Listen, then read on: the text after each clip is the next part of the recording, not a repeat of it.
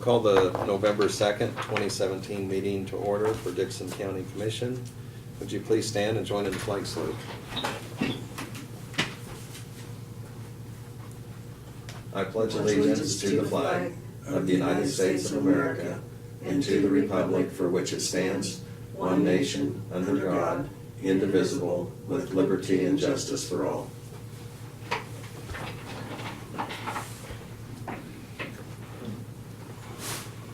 Commissioner Myers is away this week, so there'll just be two of us for the meeting. And we do have some additions to the agenda. We've added the wire payments for utilities and also wire payments for capers. We have resolution 110217, and this was investing funds, having the option to invest funds with the Pooled Money Investment Board. And then also under other business, the Hummel lease agreement for a maintenance shed. And I'll move that we approve the amended agenda. Second. I have the motion and the second. Any further discussion or questions? Otherwise, all in favor say aye. Aye. Opposed? Motion carries. Almost sounded like two people. Hey, just trying to make sure you hear me, Lynn. That's right. Consent agenda. This is the minutes of October 26th work session, the regular meeting of payroll $273,525.99. Wire payment for KDHE of $136,991.07. Wire payment for utilities, $9,391.56. Wire payment to capers, $40,737.28. I move we approve the consent agenda. Second. And we've got the motion and the second. Any other discussion? All in favor say aye. Aye. Opposed? Motion carries. Craig? Nothing. Comments? Okay, and I don't have anything either, so we'll move on to public comments, and there's no one in the audience, so I assume there's no public comments to be made. So Brad, we'll start with your report. Yes, sir. First of all, I attended the Chisholm Trail meeting last week and had a number of people that were on that committee there at that meeting. And essentially, started out, Michael provided a profit and loss statement, which showed that when the dust all cleared, they actually cleared about $14,000 or $15,000 on the project, which is almost unheard of. Breaking even at most of the time is the target. But they talked a little bit about what was good, what was bad, and spent some time talking about the future. And I guess in a summary, where they left it was they felt like it was a good event maybe to move forward with, assuming that they could combine it in with the Chisholm Trail Days that they're done downtown here, and they didn't feel like having two of those a month apart was going to be very positive for either one of them. They discussed in quite a bit of detail whether to continue to have it on Labor Day weekend, and they'll come back with some recommendations. When they left that night, they were going to have some of their board members meet with the Chisholm Trail Days group down at the Heritage Center and try to combine some stuff for the future and move forward that way. So, but overall, the consensus was that it was a very positive venture for us this year. Although it was the 150th, they felt like the response that they got might be worthy of continuing something on an annual basis. So, also want to just confirm that you guys have been RSVP'd for the Extension Council and NRCS meetings coming up. This is the time of the year, on a third-year basis, we've received notice from K-Camp that they are again renewing their 3-year rate stabilization plans for member counties. And if you recall, what that is if we sign an agreement with them that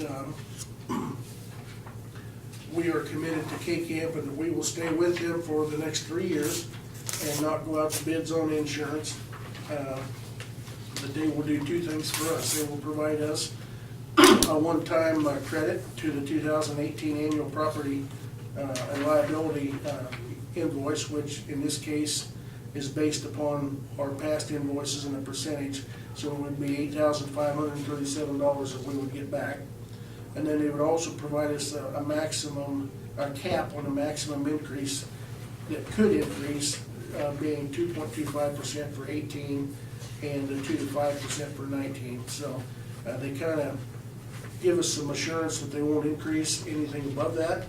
Plus they give us that little added bonus that they will immediately take right off the 2018 premium. So we did do that in 2014 on the 3-year thing, and I would recommend that we do that again this year. So we, as you're well aware, I don't have to tell you, but we've been very pleased with KKM for their coverage and our ability to work with them, and so we would like to continue that. And our premiums are considerably cheaper than I believe they would be on the outside market. So essentially it's self-insurance that we're able to glean the benefits from. So, and we have that on the agenda to consider when we get down to it. So the other item that I have that's also on the agenda is, as you remember, a couple of years ago, or several years ago, we've been applying for the high-risk rural roads program through KDOT for some funding on a couple of different projects, one of which was the signage, what we've called the signage of 1400 Avenue.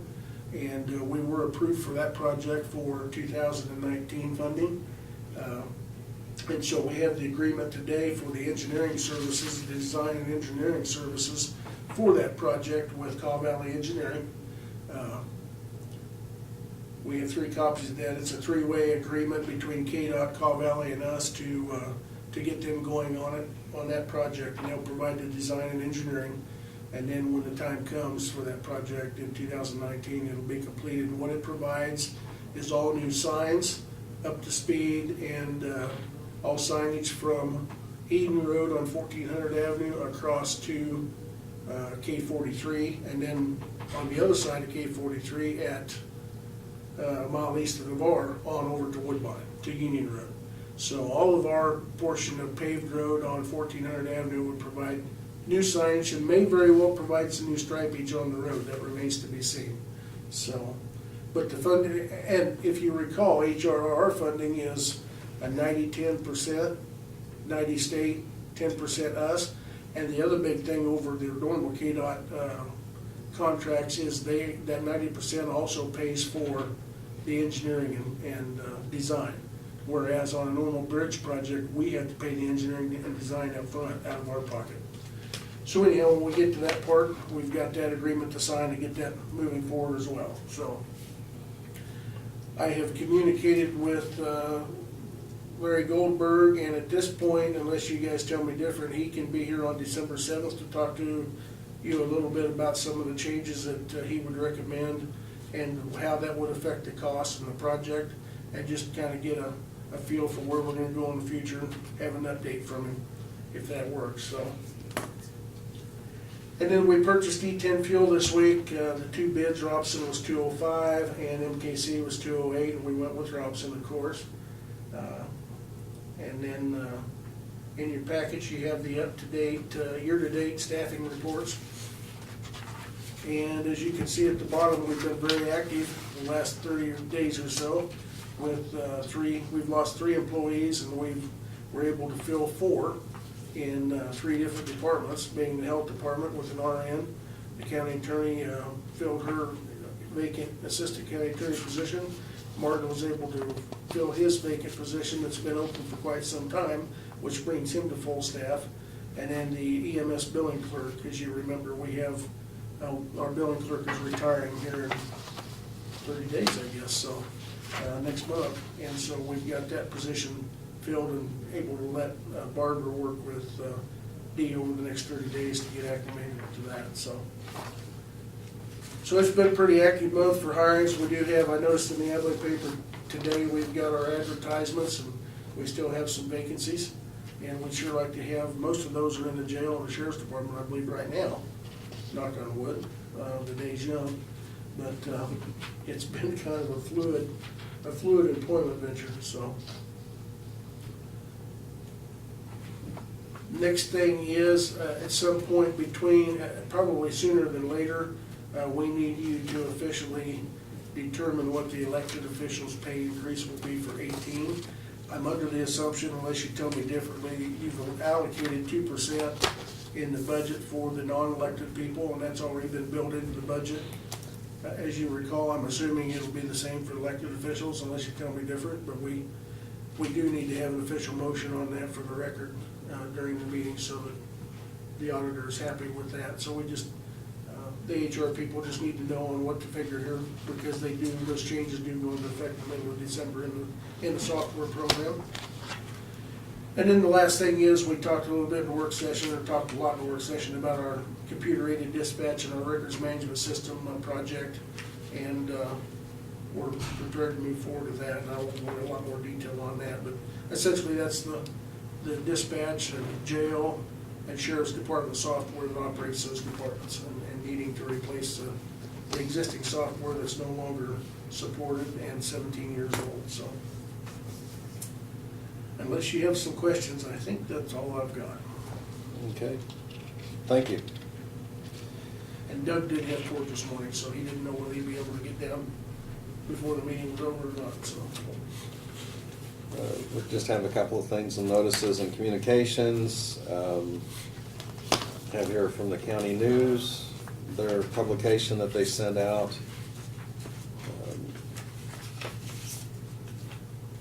We have a letter from K-Camp, and this is just on the voting delegates, is just to advise who the candidates are for the K-Camp board.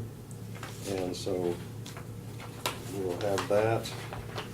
I'm not sure if there's any challenge elections. If I've just said to vote for the 4 candidates, so it looks like they just have a candidate to fill each position that's available.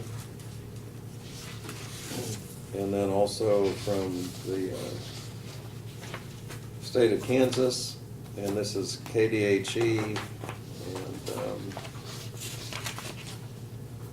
usually they just send an update if there are any permits that are being issued to anyone here in the county. I don't believe this is the one. Okay, this is a new one. It's not the one from last week. Rick Hanshu, and in Dixon County, and it's to issue an existing facility, the maximum capacity of 700 head or units of cattle more than 700 pounds. And so that is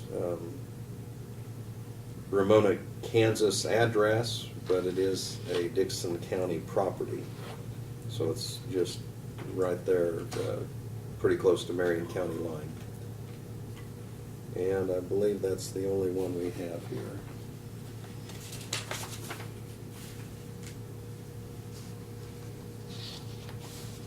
Okay. Were there any other items, notices and communications? Nothing on the computer. And let's see, I had Phil Cosby leave a card and wanted a phone call, and so he had just been here to advise us that he wanted to communicate with us. And, Individually, not as a group. Okay. Yeah. Yeah. So the other item, we'll keep moving on, new resolution, and this is an addition to the agenda. It's Resolution 110217, and this is in regards to investing funds with the Pooled Money Investment Board. They operate as the municipal investment pool for public funds, and so this is per the laws of the state of Kansas, and so we have that opportunity to have that as an option if we want to invest funds, if it happens to fit our needs at the time. And this is something that Leah Hearn had brought to us. I'll go ahead and move that we adopt resolution 110217. Second. Got the motion and the second. Any discussion or questions? All in favor say aye. Aye. Opposed? Motion carries. Okay. The next item we have under other business, and this was approval of the K-Camp 3-year rate stabilization contract. And Brad, you kind of gave us a summary of that already, but it has to do with the insurance, agreeing that we will stay with them for 3 years, and we have a few benefits we get from that. Secures our rates, or keeps our rates from increasing, Okay. and we get a bonus. I move we approve the K-Camp for 3 years rate stabilization. Okay. Second, so we have the motion and second to enter this agreement with K-Camp on a 3-year stabilization program agreement. Any further discussion or questions? All in favor say aye. Aye. Opposed? Motion carries. And this just takes one signature, and I've done that. Next one we have is to consider the approval of the KDOT HRRR grant contract for 1400 Avenue. That's the one that runs along Rural Center to Navarre, you said, Highway 43. And it's a 90% split with the state, 10% for the county if we enter this agreement, and it's approved, and that includes engineering and design also. So move we approve the KDOT HRR grant contract for 1400 Avenue. Okay, and I'll second that. Once again, Brad, the HRR stands for? High-risk rural roads. High-risk rural roads, okay. And I'll call for the motion. All in favor say aye. Aye. Opposed? Motion carries. And that one, we'll sign it after the meeting, because it's got a bunch of signatures and 3 copies. Okay. You have to get out new ink pens, so we don't run out of ink. We might.